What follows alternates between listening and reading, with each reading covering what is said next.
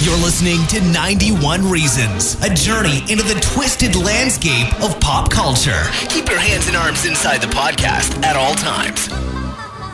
And now, the voice, Jeff Tucker.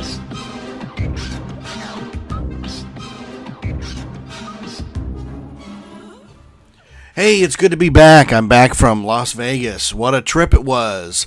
We're trying to get together to do a whole episode where we talk about our trip and getting snowed in and all the things we did. And it's just one of those things where technically we're having issues, so we will get to it.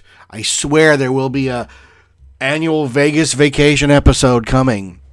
What I wanted to do, and since it's nearing the end of February, and like I said, we're now on Libsyn, which hosts the show, thanks to a good friend of mine, the sound man to the stars. There's a there's a storage usage that then rolls over to the next month. It resets, doesn't roll over, it resets to the next month. So I'll put this episode up, and then probably there'll be another room for another episode before the month ends tomorrow night at midnight. So look for a double whammy. It'll be a new one. This is the new one, and then it'll be a repeat to just fill up that space. It seems silly to let it go to waste, especially since iTunes will hold, I think, 100 episodes before they start dropping off and you have to go directly to Libsyn to get them, which is different than when I was on Podomatic, because Podomatic only held what you paid for.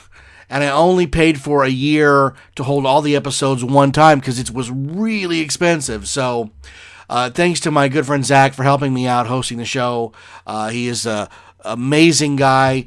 He's going to help me out again at WonderCon because we're going to do a 30th anniversary of Back to the Future 2 this March 29th at 5:30 at WonderCon. We will give you all the information if you want that. It'll be on the Facebook page as well. We'd love to have you join us. We're going to have Joe Walser, who restored the time machine, Michael Klestorin, who was unit publicist on 2 and 3. These guys know everything about Back to the Future, the DeLorean, the time machine, the time circuits, the space-time continuum. We're also going to have Chris Gore, who is an amazing pop culture historian, knows everything about movies, and I'm trying to get into some more special guests. Plus, I'll be there spewing my Back to the Future information and good stories about going to see Back to the Future 2, because I did go opening night, which was fantastic. At the time was the Cineplex Odeon at Universal Studios, because that was where it was showing at midnight. So good times are coming. But when I look back at some of the episodes that I've done, one of the more popular episodes is called That's the Policy, Sir. And it was basically my adventures in customer service.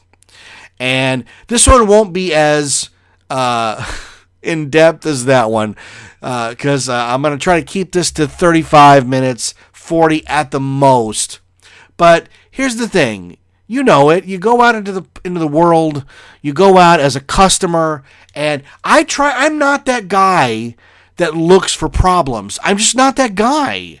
I want the transaction, whatever it is, to be smooth. Everybody wins. I get the product. You get the money. Everybody's great.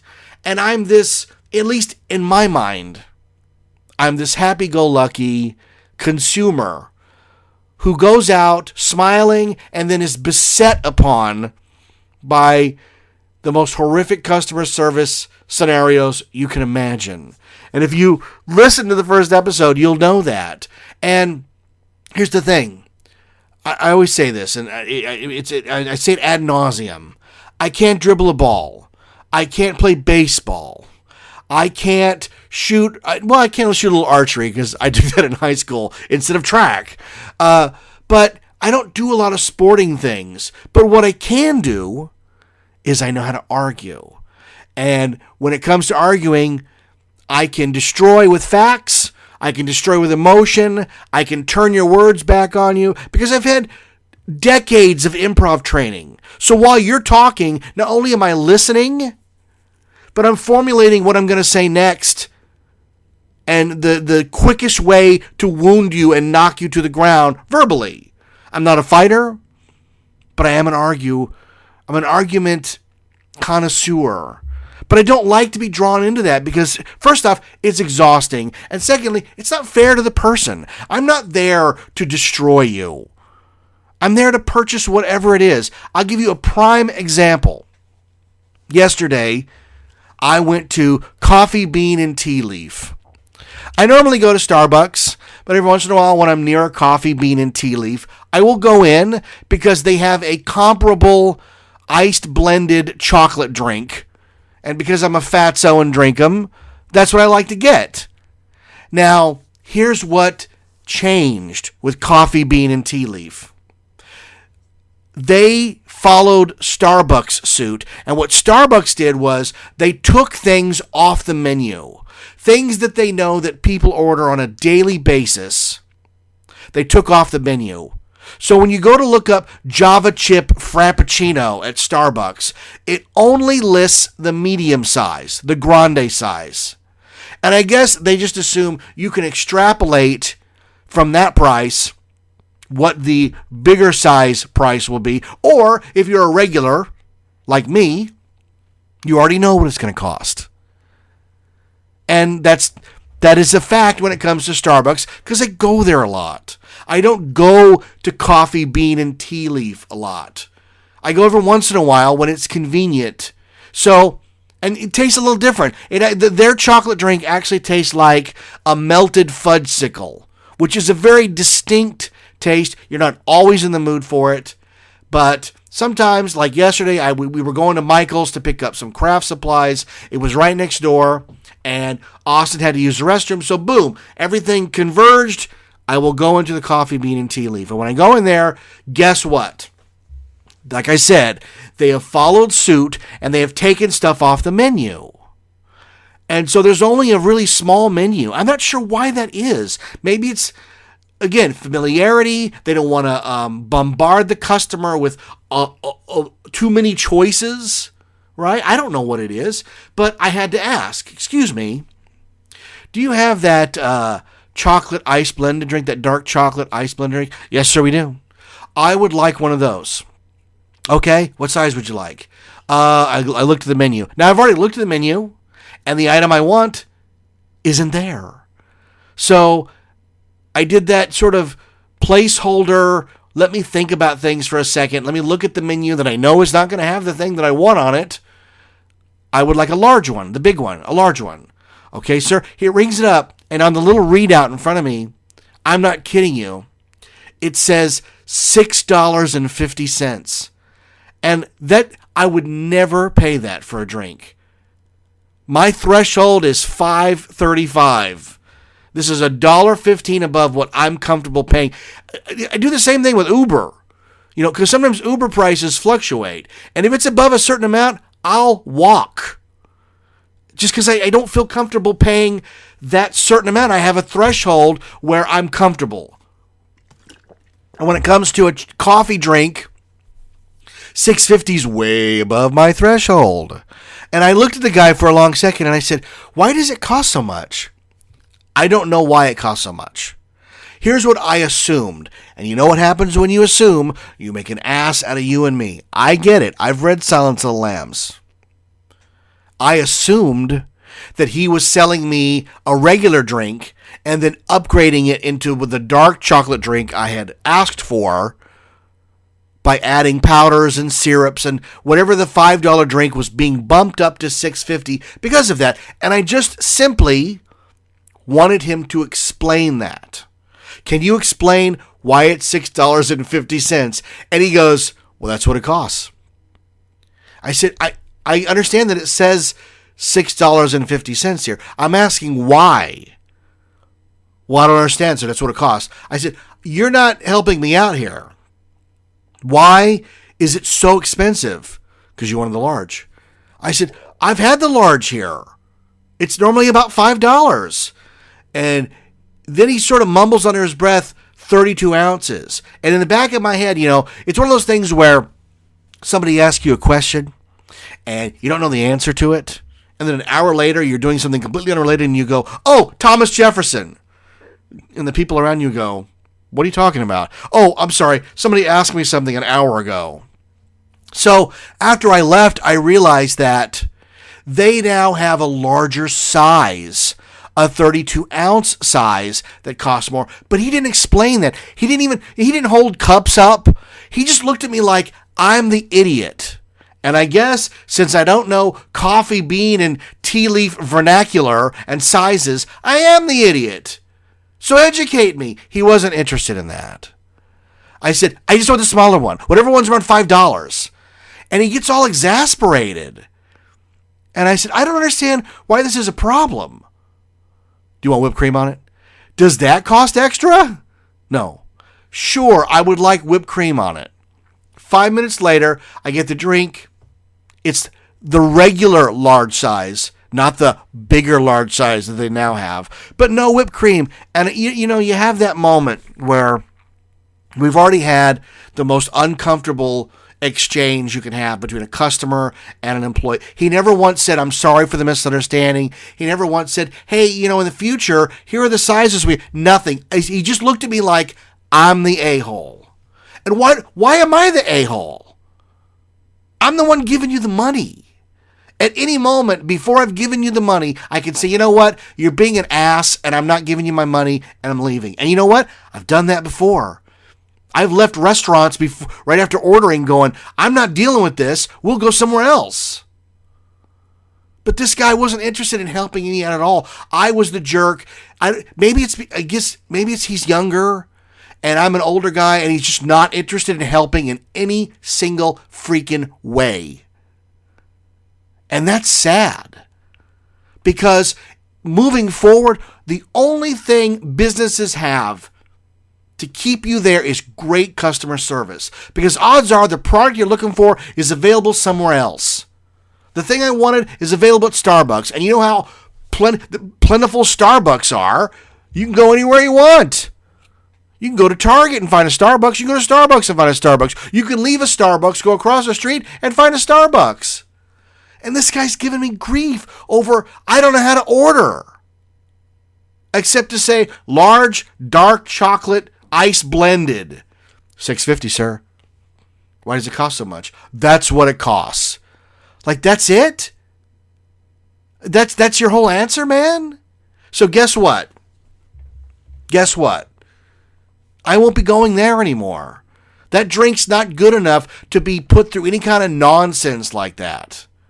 And I vote with my dollars. And that's just the way it goes. But man, just that moment of we lock eyes and I realize he's not going to help me out in any way. And I wasn't rude about it. I just said, why does it cost so much? But I guess here's the thing. When he's telling the story after I leave, because he's telling his story to his coworkers, this guy comes in. Like, he wants a large drink, so I ring it up, and he goes, well, why does it cost so much? Because that's how people talk. You ever recognize or realize that when you're relaying a conversation you had with somebody, and you're talking about someone you don't agree with, they always have that tone like that. You're like, nobody ever goes, why does it cost so much? Only in the retelling does that voice become a thing. And I find that so interesting. That's one of those things about human behavior. Like, that's the disagreement person voice. You can't park here. The guy probably said, hey, you need to move your car. But in the retelling, it becomes, hey, you can't park here. That's what he told me. The guy goes, you can't park here. So I know when I left, I became that guy. And I didn't do it to the guy here. I didn't go, well, that's what it costs, sir. I said, no. He goes, well, that's what it costs, sir. But he did it so bluntly that I realized he wasn't going to help me. But in the retelling of it, I should amp him up. I should amp him up to go, well, that's what it costs, sir. You're large. But, you know what I mean? In the real world, very rarely does that take place. But no, I won't be going into coffee bean and tea leaf anymore. At least for a while. It'll take me a while to get over my rage. Eventually, like a moth to a flame, I'll forget. Even though the flame burnt me, I'll journey back to it because that's just human nature.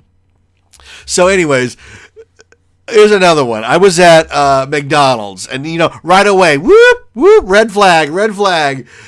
Signal the klaxon alarms. Whoop, McDonald's. Like, I get it. You go into McDonald's, whatever service you get is what you get. These people who work there, like, I've had some McDonald's employees that are amazing. They listen, they put the order in right, and it comes out perfect with no issues. But those are the exceptions, and you know that. You know that, right? There's a reason we check the bag in the drive-thru, because God knows what you're going to get. I mean, Del Taco last night, I bought $21 worth of food, like 7 or 8 food items, 0 sauces when I got home. She didn't ask, she didn't offer, and they weren't in the bag. So what you get at fast food is totally what you get. But these ones are different because the employee went above and beyond to be completely bizarre to me. So I pick up Rachel from work a lot of times at Fullerton College. And right around the corner from there's a McDonald's. And it's frequented by a lot of students there, and a lot of young people work there, and that's great. You know, hey, people got to work.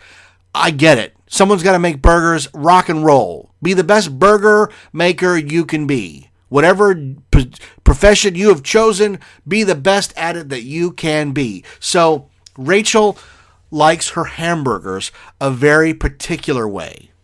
She likes a hamburger plain with those little chopped, dehydrated onions on them. I know, that tastes bizarre. I have them every once in a while, or I'll finish one that she can't, and it's a very distinct taste, but that's the way she likes it. So I'm standing with Austin and Josie. We go up to the register, and hi, McDonald's, can I take your order? Yeah, hi, can I get 2 hamburgers, onions only? And she goes, what? What? I said, 2 hamburgers, but only onions on them. She goes, I don't, ooh. And I looked at Austin, I said, what's going on, Austin? And, you know, Austin's a straight shooter. He just looked at her and he goes, he wants 2 hamburgers with onions only. I said, yeah, 2 hamburgers, onions only. And she hemmed and hawed again. And now, right away, boom. We're already way in longer than it should take. We should have already been at the payment step of this process, and I should be on my way to wait for the burger. And instead, she just stands and looks at me for a long moment, and then she looks for help. And I thought, I turned to Austin. I said, I don't think she knows how to key that into the register. Maybe that's it. And so I looked back and I said, again, and this is not a joke. You could ask Austin. I swear it happened. I said, 2 hamburgers, onions only. And, you know, on the counter, they have a sticky mat that sticks down that has, like, the latest things they're offering, like the $1 menu, the $2, the $3. And she looks at that, looks at me, looks down at it again, and then, I swear to God, does a Vanna White, like, bring, with her hands. Bring.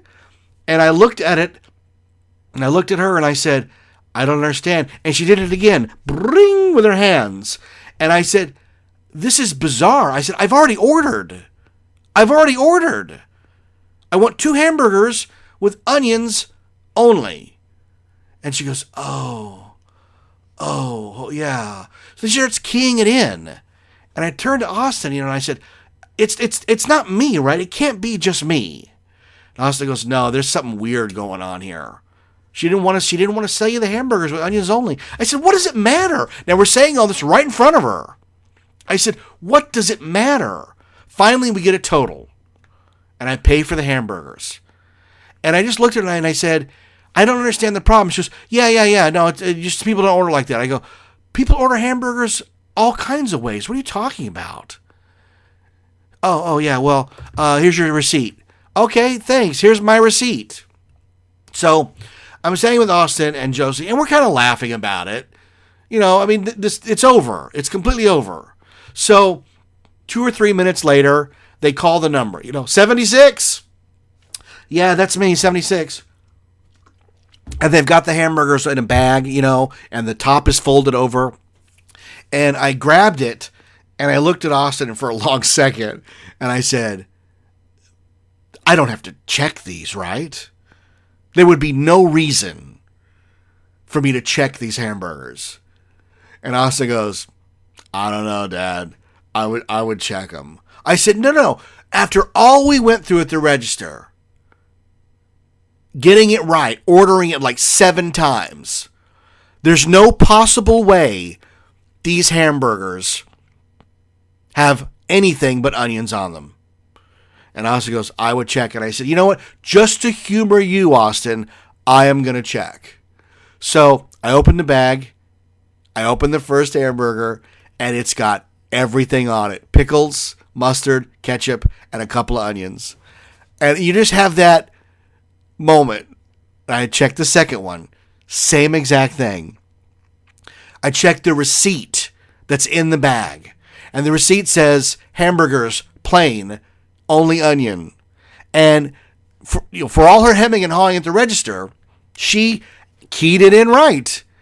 And I looked at Austin and I said, they're covered. And he goes, I told you. I said, how can anybody run a business like this? You know, whatever profit they were making off of these burgers is now negated because the guy making them, well, he's autopilot. The guy bagging them should have thought, oh, this says 2 plain. I should check to see if they're plain before I put them in the bag. Because now, when I turn them in, they're not going to offer them back to me. They're going to throw them in the trash. So I walked up and I said, excuse me. And I was, I'm really trying to keep it in check and not be that guy again. It's like, you act like it's David Banner. Don't make me angry. You wouldn't like me when I'm angry. I'm trying not to be angry, but, I can be your best friend or your worst enemy. You seem to prefer the latter. Excuse me, sir. Yeah, how can I help you? Yeah, I ordered these burgers with onions only. I mean, you could ask that girl right there. We went through a lot of trouble to get these with onions only, and these, what are they? Well, they have everything on. Like, it's one of those moments where he doesn't even want to listen. Like, he's going to fix it, but fixing it's only part of it. You also need to atone. How about it just, hey, I'm really sorry about that. Hey, it's a real bummer to waste food. I'm really sorry about that. Why don't you keep these 2? Let me get you some fresh ones, onions only. No. It's like, he throws them in some special, the we screwed up basket in the back. Fresh ones. Never, I'm sorry. Never, hey, what's the story? Just, you're the a-hole, and we'll figure it out. Can I get 2 hamburgers only? I'm like, this has taken way too long to put together. You guys are out of your minds. I know that McDonald's is based on volume, right? It has to be. It's a volume industry. It's a numbers game. Just move people in and out as fast as you can. Turn over the tables as fast as you can. Get the cars through the drive-thru as fast as you can. Volume, volume, volume. Customer service is last. I get it. But when it's a legitimate long-term, and I'm long-term meaning I've had trouble ordering, she had trouble paying for it, you screwed it up again? Is there anybody back there sane? Is there a program where I can make my own hamburgers? Does that exist? You know what I mean? How great, there's my $1 million idea. You grill it. You come into the restaurant, we sell you fresh ingredients, you grill it right on our thing and serve it, not the Korean barbecue at the table. I'm talking, you get to have a fun experience in the kitchen. You get to act like Gordon Ramsay and make the food exactly the way you want it, and then you leave and we bring it to your table. How about that? There's my $1 million idea. Because you know what? The current system for people like me and my family, everybody in the family has a special order. And everything is a complete nightmare trying to check. And so, conservatively, food screw-ups, just to my family, have probably cost the fast food industry $5,000 over the life of my family. Think about that. Hamburgers thrown away, tacos put into the repile. What's the repile? Tacos put into the bin. You name it. You name it. The only ones that get it right is Subway, because the sandwich is sitting right there. They can't screw it up. I used to have that issue at Quiznos, because Quiznos hides behind a big wall making the sandwich. And my big sandwich thing is I don't like lettuce, because then the whole sandwich tastes like lettuce. And I go, yeah, can I get peppers and this and that? You're not pointing, because you can't see what they're doing. And part of that is they're weighing the meat. Quiznos weighs the meat, and I guess they consider that rude, like, you only get 4 ounces of meat. Whatever. That's fine. That's the policy. I've had a sandwich here before. What I object to is you're hiding. So what happens is the sandwich comes out the oven at the other end, and it's covered in, boom, lettuce. And I go, I told you no lettuce. Oh, we'll take it off. No, because you're never going to get all of it. And for a $7 sandwich, it should come the way I want it. Start the hell over. Now we've wasted another sandwich. Now the tally of wasted food, because the Tuckers are picky, goes up. But it wouldn't be this way if people would just listen. But people don't listen anymore.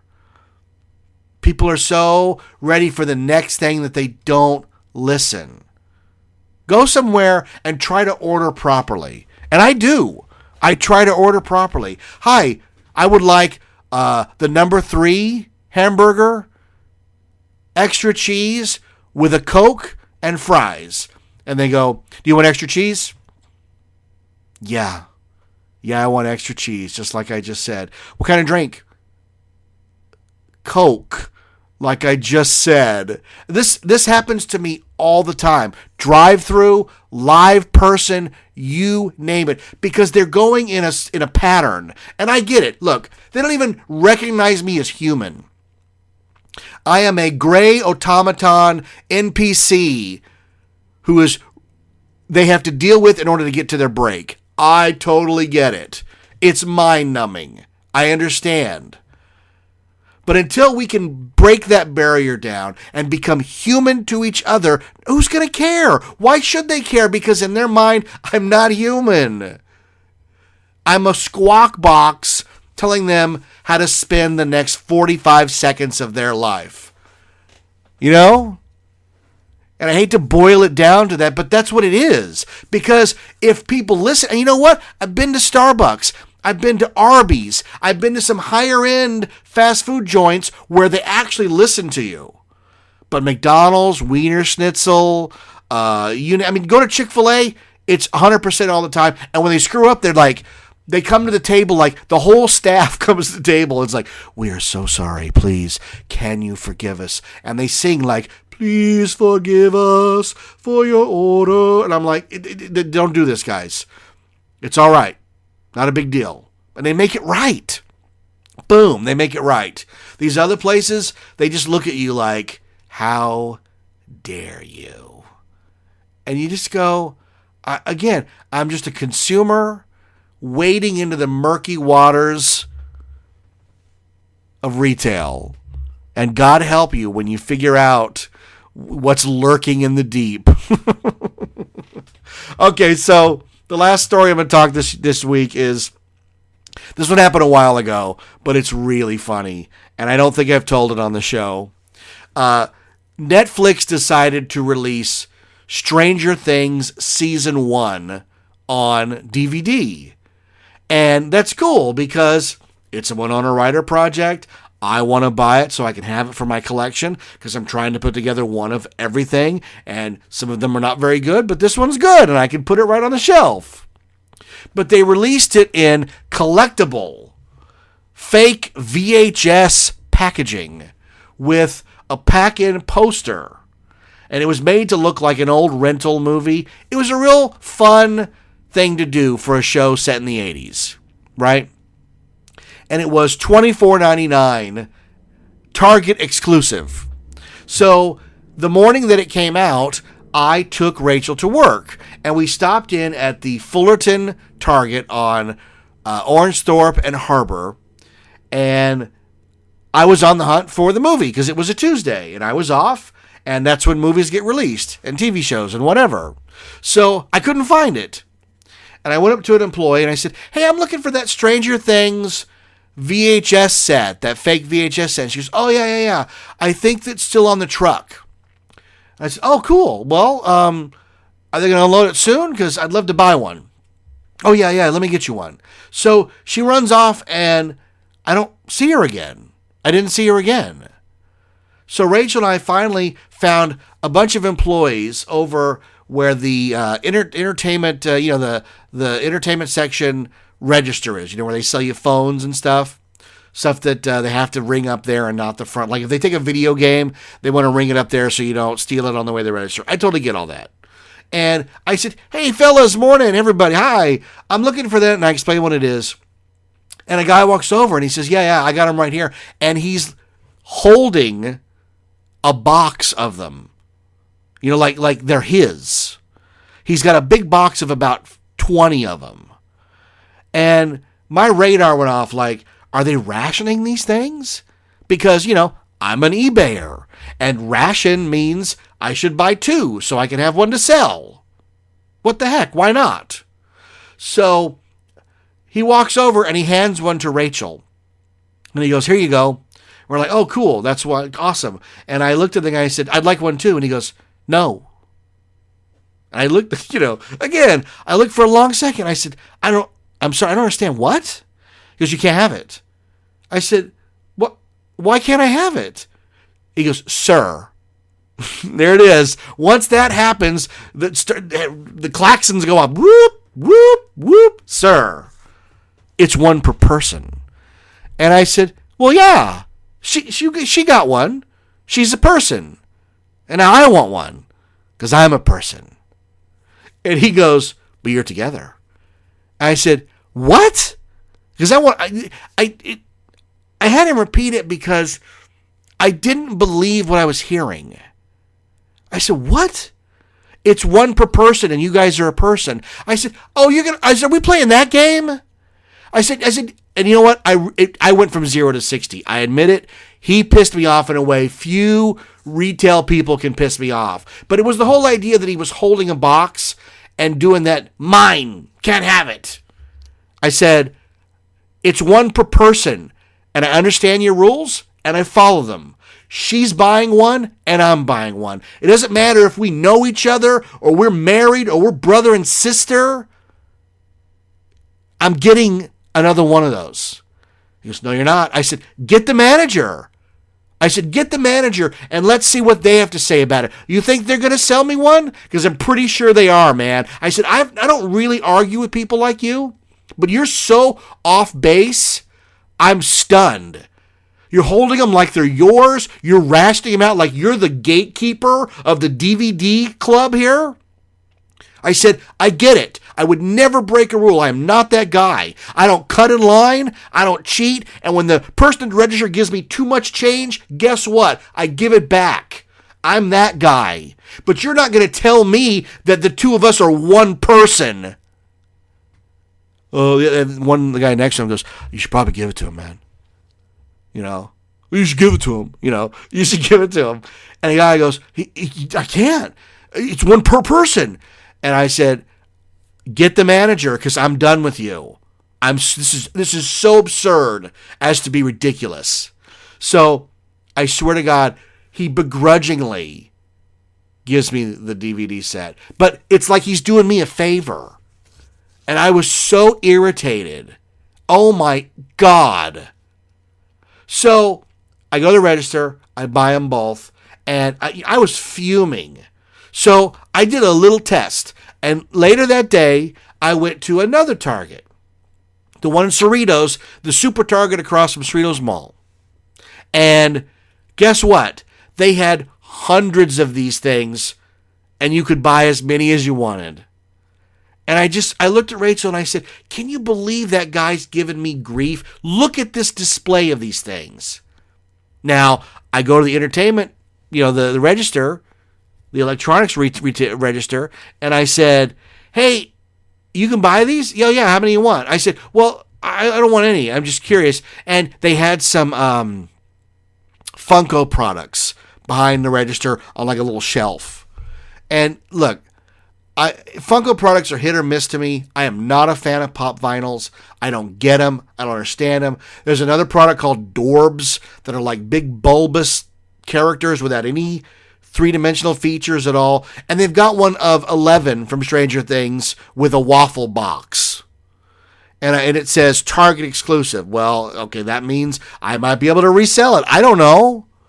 I said, hey, is that being held for somebody? And she walks over and she goes, oh, no, we just put them back here because people were buying them up. People were buying them up?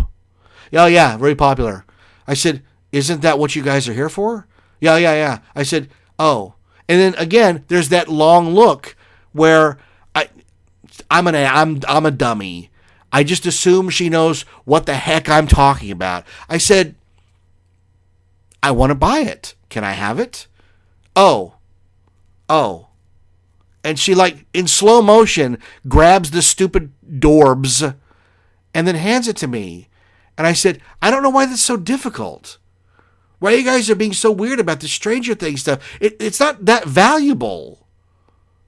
Well, people were buying it. That's what you're here for. If somebody walked in and said, I'll take all 40, and you have no limit on how many you can buy, then he gets to buy all 40, and you guys are happy because you sold 40. Why is this a thing? Why are you guys rationing out things like you're doing us all a favor? Oh my God, it was so... Here's the funny part. That stuff ended up being worth nothing. I took that $24 set to Fullerton and I returned it. I took the Dorb and I gave it to Josie. So in the end, all their hemming and hawing and making me upset amounted to nothing. Why can't we just be nice to each other?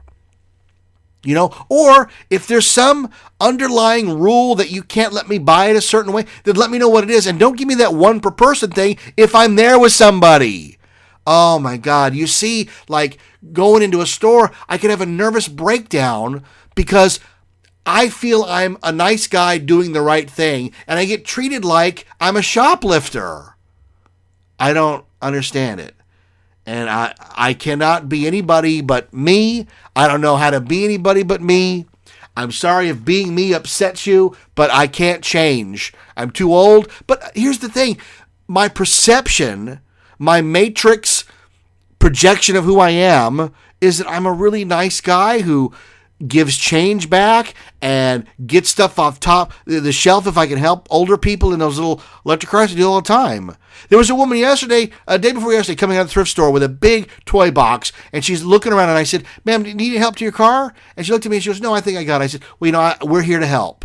I try to be that guy. I would never cheat anybody. I would never steal, shoplift, take something that wasn't mine. I couldn't live with the guilt. And yet, when I go out into the world, this is how I'm treated. It's one per person, sir. Well, that'll wrap up this episode. Hope you enjoyed my fun romp down retail lane because this is just what it's like being me. Thank God. You should be thanking God you are not me. You don't want to be this person. I don't know what it is. Maybe it's something on my forehead. Maybe I give off this scent of screw with me. I don't know. Whatever it is, make it change. Although everybody listening is like, no, we want more stories. Oh, yeah, more stories. I'd even mention the triple hamburger I tried to buy for Luna without cheese. At their window, they said, oh, you have to park. I said, okay, I'll park. Just please make sure it's no cheese. You got it. Guy brings it out, 3 pieces of cheese. I said, this is supposed to be no cheese, and that's why you parked me. Oh, I'll be right back. Comes back out 5 minutes later. I said, dude, this one's covered in cheese too. I said, do I have to go in? Do I have to make it myself? And he goes, dude, I'm really sorry. I said, it's not you, man. It's whatever system is in place that these people are just slapping cheese on everything. Cheese slapper, cheese slapper, cheese slapper. Tell them for 1 second, take a Coke and a smoke break out back so I can get Luna here a plain burger. Now, imagine if I'd ordered it with onions. I am Jeff Tucker. The show is 91 Reasons. Thanks for listening to 91 Reasons. Please subscribe and leave a review on iTunes. Find us on Facebook. Is anyone even still listening? Good night, future boy. 91 Reasons.